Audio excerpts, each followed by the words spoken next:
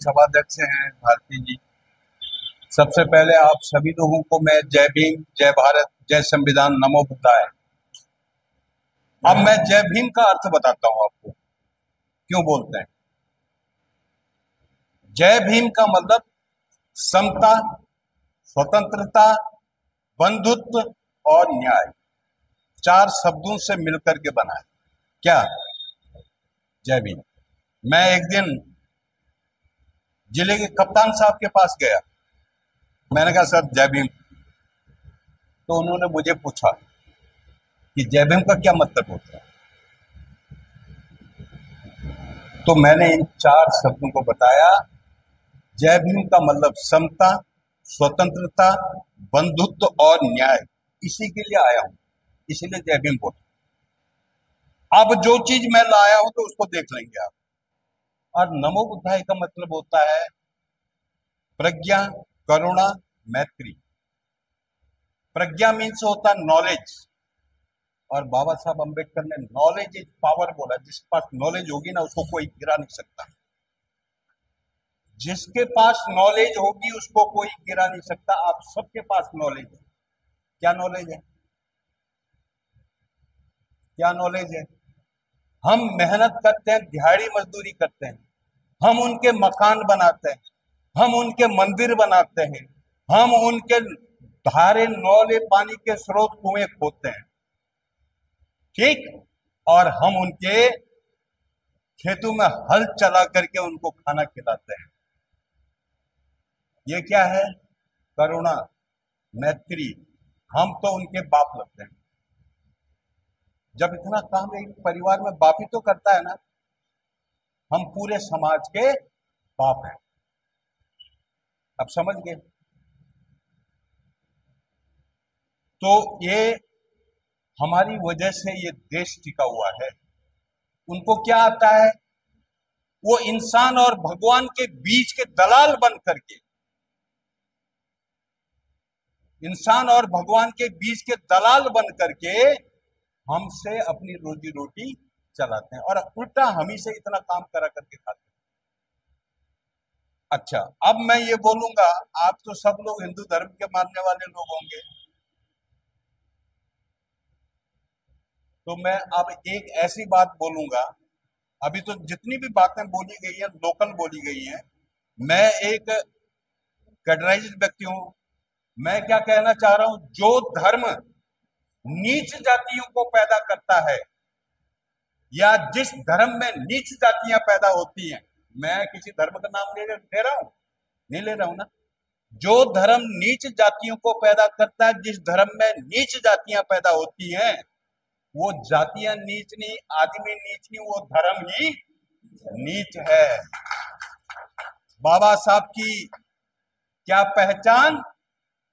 बौद्ध धर्म और भारत का संविधान। बाबा साहब की क्या पहचान? बौद्ध धर्म और भारत का। क्या चल रहे हो उस रास्ते में? चल रहे हो उस रास्ते में? इसीलिए तो पीड़ित हो ना। इतनी बातें अभी तक जितने लोगों ने की हैं, इसी वजह से तो की हैं।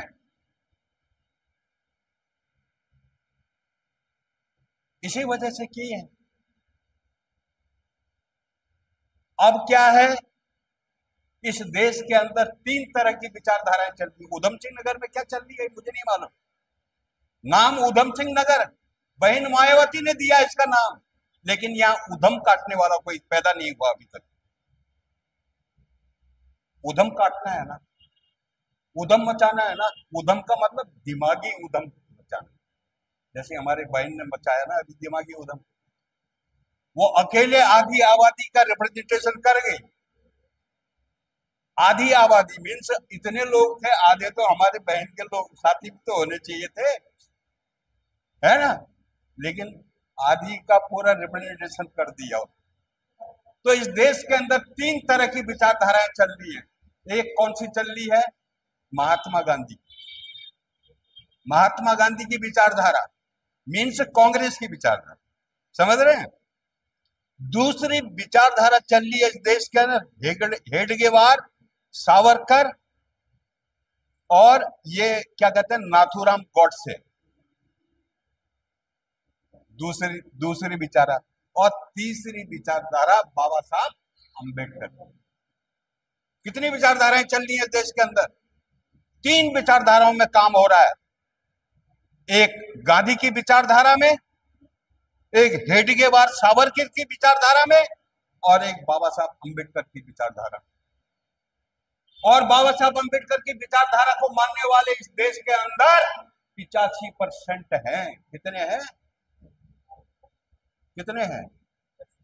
और बाकी कितने बचे? 15% बचे ना। चल किसकी रही है? 15% वालों की चल रही है, 85% वालों की नहीं चल रही है। क्यों नहीं चल रही है? क्यों नहीं चल रही है? कारण क्या है उसके पीछे? क्योंकि उन्होंने बांटा है, उन्होंने बांट करके रखा है, एक दूसरे के करीब ना आने का। अभी हमारे डीएम साहब ने बोला था ना कि ओबीसी भी है इसमें। उन्होंने सवाल किया था, बहुत कम बोले, लेकिन ऐसा बाण छोड़ गए ना, समझने वाले के लिए इशारा ही काफी होता, कहते हैं ओबीसी भी है इसमें, एसटी भी है इसमें। सारे तो शेड्यूल कास्ट के लोग दिख रहे हैं। कोई है इसमें थारू बॉक्सर भील है? कोई है नाथगिरी गोस्वामी, यादव, कुर्मी, लोहार है कोई इधर उपस्थित? नहीं है। सिर्फ शेड्यूल कास्ट के लोग ही इस आयोजन को कर रहे हैं। और संगठन हमने क्या बना रखा है? एससी, एसटी, ओबीसी महासंघ। बिल्कुल सही बात कही, मुझे बहुत वो बात लगी। इसका मतलब क्या है? They are not aware, those communities are not aware, या हम उसको अवेयर नहीं कर पाते। क्योंकि जितने भी इस देश के अंदर आंदोलन होते हैं, जितने भी इस देश के अंदर बातें उठाई जाती हैं, वो बाबा साहब के फॉलोवर उठाते हैं। कौन उठाते हैं? बाबा साहब के फॉलोवर उठाते हैं। अब वो माने या न माने, इस देश के अंदर राहुल गांधी आज संविधान लेकर के क्यों घूम रहा है? भाई 65 साल तो राज किया तुमने, क्यों घूम रहे हो तुम संविधान लेकर के? क्योंकि ये आंदोलन हमने चला, इसलिए वो मजबूर हुए संविधान लेकर के हाथ में दुनिया को दिखाने को। आंदोलन किसने चलाया? हमने चलाया। संविधान पर वार्ता किसने की? हमारे लोगों ने की। क्योंकि हमारे पुरखे ने लिखा है ना भारत का संविधान। किसी जाति विशेष के लिए नहीं लिखा, पूरे भारत के लिए लिखा। किसी जाति विशेष के लिए नहीं लिखा। जो लोग आज संविधान का विरोध करते हैं, संविधान उनकी भी रक्षा करता है। जो लोग आज संविधान का विरोध करते हैं ना, संविधान उनकी भी रक्षा करता है। अनंत हेगड़े था, भाजपा का सांसद कर्नाटक से, उसने कहा कि संविधान बदल देना चाहिए। क्या कर देना चाहिए? उनको अच्छा नहीं लगा। कोई भाजपा का नेता नहीं बोला कि ये इसने गलत कहा।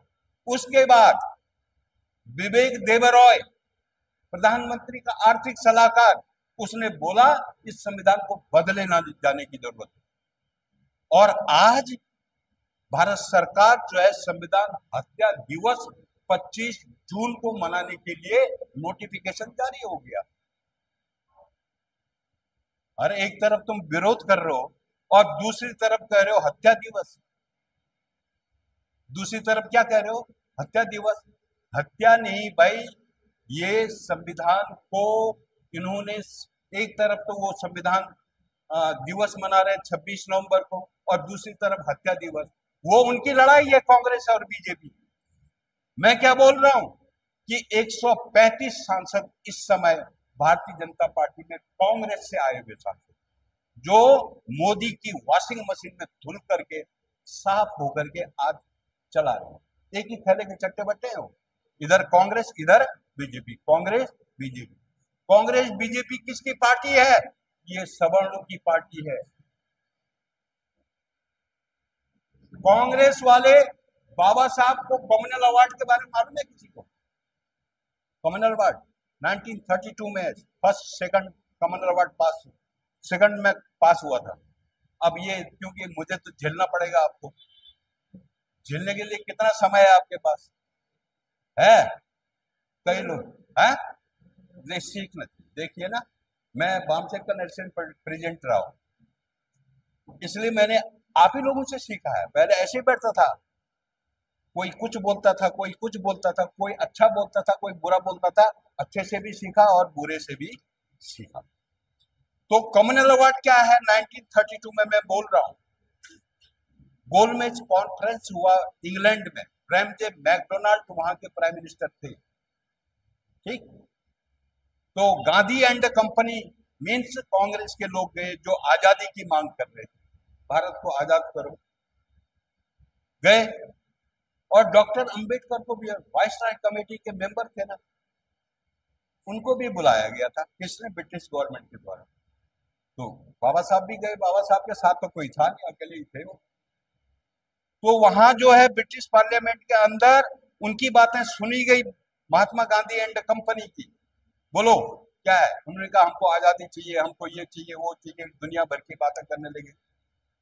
अब वो बातें खत्म हुई, ठीक है, फिर हमने तुमको तुम्हारी सारी बातें, मदन मोहन मालवीय, तमाम लोग थे, गोपाल कृष्ण गोखले, तमाम इस तरह के लोग थे, नेता लोग, सबकी बातें सुनी।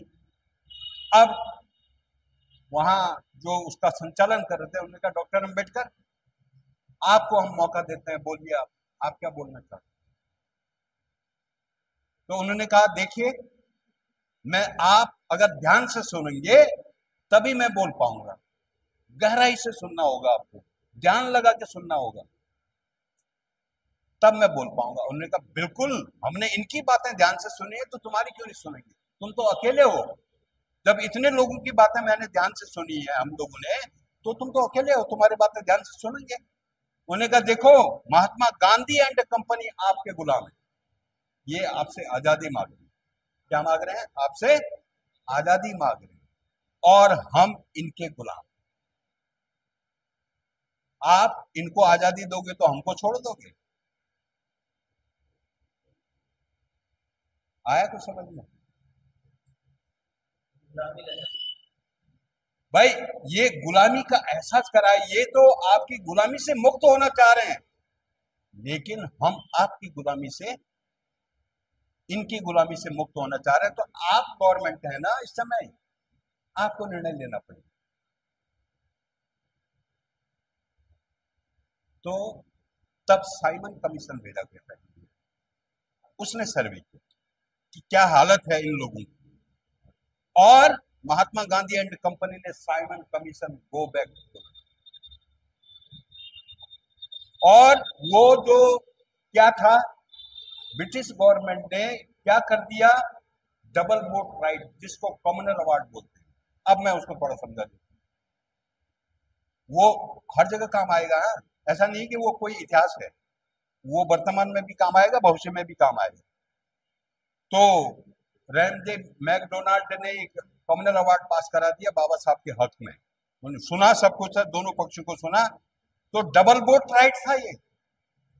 एक कंस्टिट्यूंसी में दो लोग कैंडिडेट खड़े होंगे, एक SC ST का जो भी ज्यादा पॉपुलेशन में है, और एक जनरल का खड़ा होगा। SC ST का जो कैंडिडेट खड़ा होगा उसको SC ST ही वोट देंगे, और जनरल का कैंडिडेट जो खड़ा होगा उसको जनरल के लोग भी वोट देंगे, SC ST के लोग भी वोट देंगे। दो कैंडिडेट हुए नहीं। आज हमारे 131 सांसद, अभी बात तो आई थी ना, लोगों ने बात कही थी, तो वो कभी बात नहीं उठाते हमारे हक अधिकारों की। तो ये जो SC ST का जो कैंडिडेट होगा, स्वतंत्र होगा ना, वो बोलेगा ना पार्लियामेंट के अंदर, संसद के अंदर बोलेगा, और जो जनरल का था उसको भी बोलना पड़ेगा, क्योंकि हमारा वोट उसको मिला। ये पावर किसने पाई थी? डॉक्टर अंबेडकर ने पाई थी। और इसके खिलाफ 20 सितंबर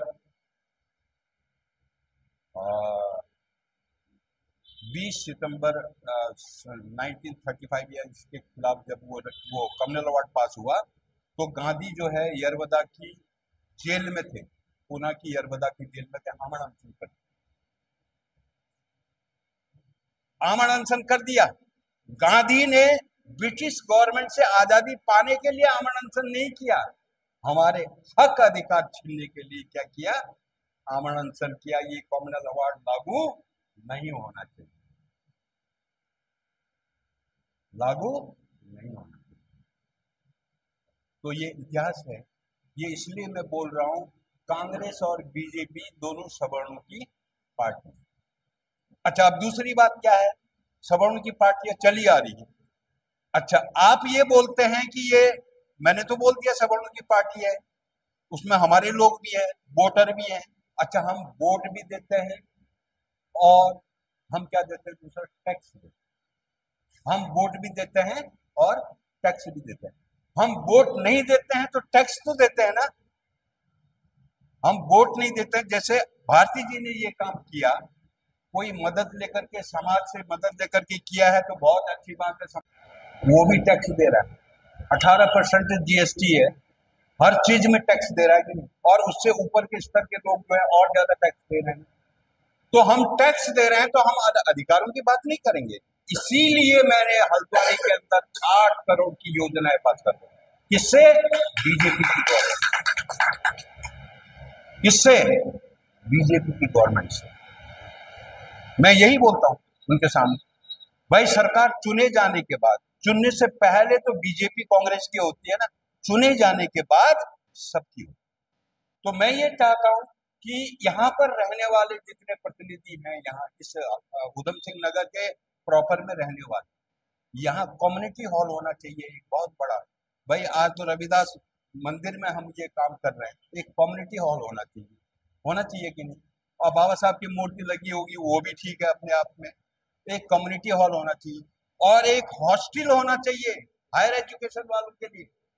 किसके लिए? हायर एजुकेशन में पढ़ने वाले बच्चे, जो मजदूर के बच्चे हैं, जिनको रुद्रपुर में आकर के 2,500-3,000 किराया देकर के 2,500-3,000 खाने का खर्चा, 5-7 हजार खर्चा करता है ना वो बच्चा।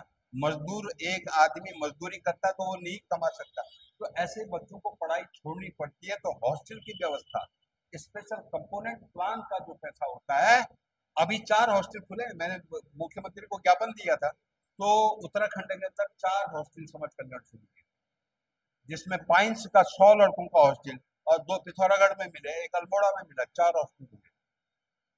तो भाई ये दूरगामी संघर्ष है ना, आने वाली पीढ़ी के लिए संघर्ष है ना। मैंने पढ़ा नहीं होता तो इतना बोल पाता, पढ़ा नहीं होता तो इतना नहीं बोल पाता। और वो मजदूर का बच्चा छोड़ देता है पढ़ाई, इंटर पास करने के बाद छोड़ देता है, कहीं काम वाम में लग जाता है, पढ़ना चाहता है लेकिन नहीं पढ़ पाता। तो ये हमारी फंडामेंटल नीड है, फंडामेंटल नीड है। इसको पूरा करने के लिए हमारे संगठनों को आगे आना चाहिए, करना चाहिए। डीएम को आप लिखो, आप कभी कमिश्नर आता है उसको बताओ, आप कोई नेता आता है, विधायक आता है उसको बोलो। भाई अभी क्या है, उत्तराखंड के अंदर हमको 19% की जो है भागीदारी है ना, राजनीतिक भागीदारी 19% की, और सेवाओं में भागीदारी 19% की है कि नहीं, और 19% बजट की भी भागीदारी है। ये कौन बोलेगा? मैं विधायक को बोलता हूँ 19% खर्च करो, सांसद को बोलो 19% खर्च करो, और मेयर को बोलो 19% खर्च करो, जिला पंचायत को बोलो 19% खर्च करो, नहीं तो हम आरटीआई लगाते हैं। अब 4 आदमी जाएंगे, इसीलिए चाहिए बुद्धि, काम लेने की बुद्धि चाहिए। मैं ये बता रहा हूँ, ये संगठन का मतलब क्या है, गाल बजाना नहीं है, धरातल में काम करो, लोग अपने आप आपके साथ में। और भीड़ में जो है काम नहीं होता ज्यादा, भीड़ तो तब दिखानी पड़ती है ना। और जो काम करने वाले लोग होते हैं सटीक काम करते हैं, करना चाहिए, सटीक काम करना चाहिए, जानकार लोगों, क्योंकि पूरी जिम्मेदारी है भाई। बाबा साहब ने क्या कहा था 18 मार्च 1956 को आगरा के लाल किले के मैदान में, वहां पर हमारा एक राष्ट्रीय अधिवेशन हुआ था बाबा।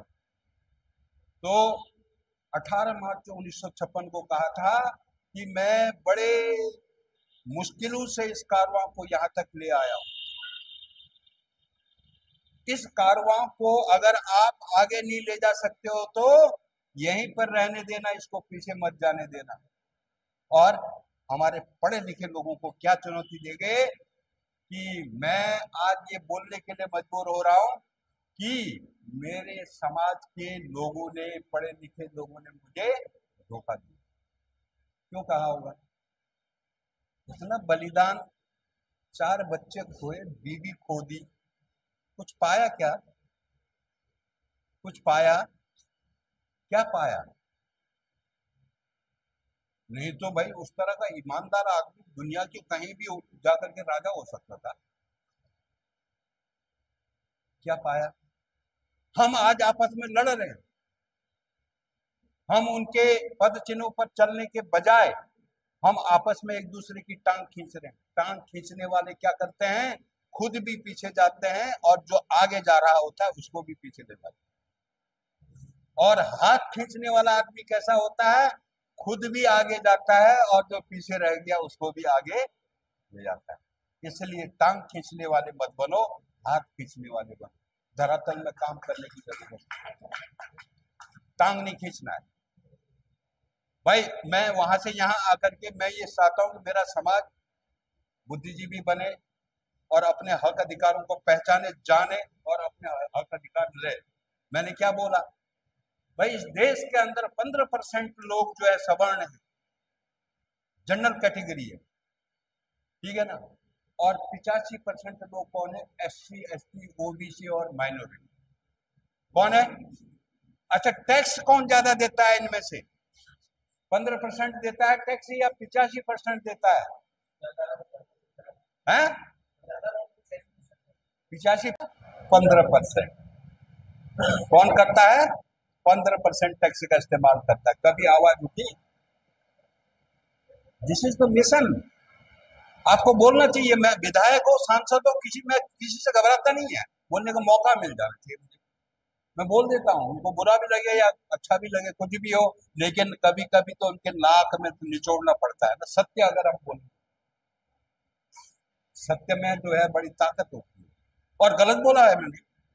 भाई टैक्स कौन देता है ज्यादा? वोट हमारा, राज तुम्हारा, नहीं चलेगा, नहीं चलेगा, किसने कहा था? मान्यवर कांशीराम जी ने कहा। क्यों कहा था? 85% लोग हैं और 15% लोग हैं। हुकूमत कौन कर रहे हैं? 15% लोग। और उनकी सरकार कितने परसेंट वोटों से बनती है? 30-35% वोटों से बनती है। कितने परसेंट वोटों से बनती है? इस समय भारत सरकार 35% के आसपास वोटों से बनी है। और उनकी आबादी कितनी है? 15%। बाकी 20% कहां से आया? हम ही लोग है ना। वो 20% कहां से आया? 15 तो उनके मान के चलो, उन्हीं के मान के चलो, लेकिन वो 20 हमारे भी तो है ना। तो 35, बाकी 65% यहाँ पर कौन है? हम लोग है ना, जिसको बहुजन बोला जाता है। वैसे तो 85 है, अब 20 वहां चले गए ना। वो उनकी सरकार बनाई, तो क्या करना पड़ेगा हमको राजनीति में? कांशीराम जी ने बोला था, पॉलिटिक्स इज द मास्टर की, दैट मास्टर की solve the any problem of the society. Politics, राजनीति एक ऐसी गुरु किल्ली, पंजाबी में कहते हैं गुरु किल्ली है, जो सभी समस्याओं के तालों को खोलती। तो हमको अब राजनीतिक पावर नहीं लेना है, हुक्मरान नहीं बनना है। बल्कि कांशीराम जी ने बोला था, हुक्मरान बनो। कैसे बनेंगे? 15% का वोट ज्यादा है या 85% का? 85% का वोट ज्यादा है। ये वोट का अधिकार किसने दिलाया आपको? बाबा साहब अम्बेडकर ने दिलाया था। तो ये वोट का अधिकार बाबा साहब अम्बेडकर ने दिलाया था, क्या उसका प्रयोग हो पा रहा है? क्या उसका प्रयोग हो पा रहा है?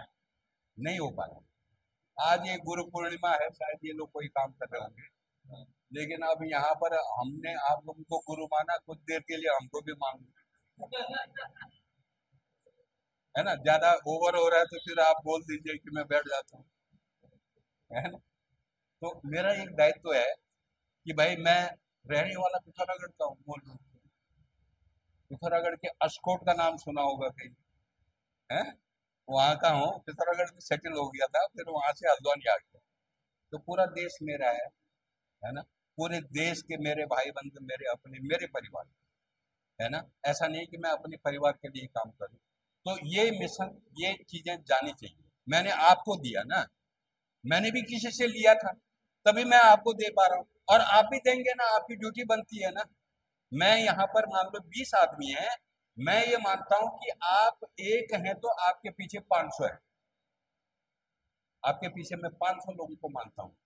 है या नहीं, आप 500 लोगों तक अपनी पहुंच बनाएंगे जी, समझाने में पहुंच बनाएंगे, अब बनाएंगे। है तो बढ़िया है, और नहीं है तो बनाएंगे, बनाना पड़ेगा। अगर देश, ये हमारी ड्यूटी हो।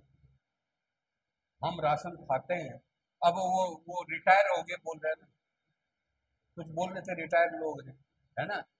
अब भाई वो तो पहले तो ताकत थी तो उन्होंने काम किया, अब दोबारा टायर लगा दिए। गाड़ी में एक टायर होता है, पहले घिस गया ना वो, फिर रिटायर कर दिया, दोबारा टायर लगा दिया है। रिटायर मीन्स हो गया, उसमें दोबारा टायर लगा दिया, टायर डाल दिए। तो हमारे बुजुर्ग लोग उनको दोबारा टायर पहना रखे हैं, वो अपने को बुजुर्ग नहीं माने। 60 के बाद ठाट होती है, कोई जिम्मेदारी नहीं होती, तब तक नौकरी पेशा होता है, दुनिया भर में दौड़ना भागना पड़ता है, घर परिवार भी चलाना पड़ता है। अब सारे लोग सब सेट हो गए ना, तो भाई उनको क्या करना है, अपने लोगों के बीच में जाकर के उनको समझाना बुझाना, पढ़ाई करो, अधिकार लो। आज हमारे अधिकार सीमित हो रहे हैं। संविधान में 106 संशोधन हो गए। कल ही जो है भीम आर्मी ने एक बैठक रखी थी ना उधर, हम गए थे कि भाई संविधान हत्या दिवस, संविधान की हत्या तो रोज ही कर रहे हैं, चाहे वो कांग्रेस हो चाहे बीजेपी हो। भाई अभी बैकलॉग का मामला आया, 35,000 बैकलॉग है, हमारे मुकेश जी ने बोला 35 से भी ज्यादा बढ़ गया, तो बहुत पहले का है। तो वो बैकलॉग पूरा न करना किसकी हत्या है, संविधान की। हाँ, और प्रमोशन में रिजर्वेशन नहीं दे रहे, किसकी हत्या है, वो सारा संविधान के आर्टिकल 16 में लिखा हुआ है, हक अधिकार हमारे। और मैं एक बात बोलना चाहता हूं, आप संविधान का आर्टिकल 340 पढ़ लो, आर्टिकल 341 पढ़ लो, आर्टिकल 342 पढ़ लो, वी आर नॉट हिंदू, आप पढ़ लो ना, उसको कोई नहीं बोलेगा। ये जो वहां बैठे हैं संविधान की शपथ लेकर के, कभी बोलता है कि ये आर्टिकल जो है हिंदू ना होने, इसलिए उन्होंने क्या बना रखा है, हिंदू राष्ट्र। मैंने कल वही बोला वहां, भाई तब जब तुम हिंदू राष्ट्र बोल रहे हो तो 30 करोड़ मुसलमान है, ईसाई भी है, और एक तो इंदिरा गांधी मारी गई खालिस्तान के आंदोलन, मारी नहीं गई थी, खालिस्तान का आंदोलन तो उखड़ा था ना इस देश के अंदर, और उस आंदोलन की वजह से इंदिरा गांधी की शॉर्ट लड़ गई। और बराक ओबामा ने जब भारत की ये स्थिति देखी, हिंदू राष्ट्र की बात उसके दिमाग में आई, तो उसने कहा कि भारत बड़ी मुश्किल से डॉक्टर अंबेडकर ने एक किया था, उसके संविधान से एक हुआ, फिर ये जो है उसके संविधान को किनारे करके ये हिंदू राष्ट्र बनाना चाहते हैं, तो वहां के मुसलमान भी बोलेंगे कि ये मुस्लिम राष्ट्र क्यों होने, बोलेंगे नहीं। भाई विश्व गुरु क्यों कहा जाता है भारत को, इसलिए कहा जाता है कि दुनिया के सारे धर्म के लोग यहाँ रहते पहले से, और यहाँ से पैदा हुआ धर्म विश्व में फैल गया, दुनिया के सारे धर्म के लोग यहाँ रहते हैं, और यहाँ से पैदा हुआ धर्म पूरी दुनिया में फैला, इसलिए भारत को क्या कहते हैं, विश्व गुरु है। हाँ, तो ये सारी चीजें हमको समझने की जरूरत है। जब हम पढ़ेंगे ना, जब हम बाबा साहब को पढ़ेंगे, बुद्ध को पढ़ेंगे ना, तब हमको पता चलेगा कि यार हम तो बड़े अज्ञानी हैं। जब हम पढ़ेंगे ना किसी चीज को, जब वो पढ़ करके हमारी समझ में आएगा, तब कहेंगे कि ओहो हम तो आज तक अज्ञानी रहे। जब हम पढ़ेंगे ही नहीं तो ज्ञानी कैसे होंगे भाई, पढ़ना पड़ेगा। इसीलिए बाबा साहब ने पहला मंत्र क्या दिया है, शिक्षित बनो और शिक्षित करो, शिक्षित बनो और शिक्षित करो। और दूसरा मंत्र दिया है, संघर्ष करो। अभी तो लोगों ने इसको वो कर दिया ना, संगठित रहो, बीच में घुसेड़ दिया, घुसेड़ा हुआ है। बाबा साहब ने ये नहीं था, बाबा साहब ने कहा शिक्षित बनो, संघर्ष करो और संगठित रहो। संघर्ष आप करेंगे तो आपके पीछे लोग हो जाएंगे। मैडम समझ रहे हैं? चंद्रशेखर आजाद को जानते हैं, है ना? 17 महीने तो जेल में रहा, और अभी हाल में जो है उसको गोलियां भी लगी। वो बोल रहा है आजकल कि मेरे जो है रीढ़ की हड्डी में 7 mm का गैप है, और जहां मुसीबत होती है वहां जा रहा है, जा रहा है नहीं, हर जगह पहुंच रहा है ना। अकेला आदमी, एक लड़का, प्राइमरी टीचर का लड़का, वो कोई अच्छी घर की स्थिति अच्छी नहीं, मतलब ये संघर्ष का उदाहरण दे रहा हूँ। आप किसी को भी मानो ना, किसी को मानेगा तो भाई बुरा लगेगा। मैं कहूंगा यार बहन मायावती ऐसी है तो फिर बुरा लग जाएगा आपको, है? बहन मायावती से तो वो कहता है कि मेरी बुआ है, मैं उन्हीं से तो सीख रहा हूँ। देखो ना कितना पॉजिटिव है। तो हमको संघर्ष की राह पकड़नी पड़ी।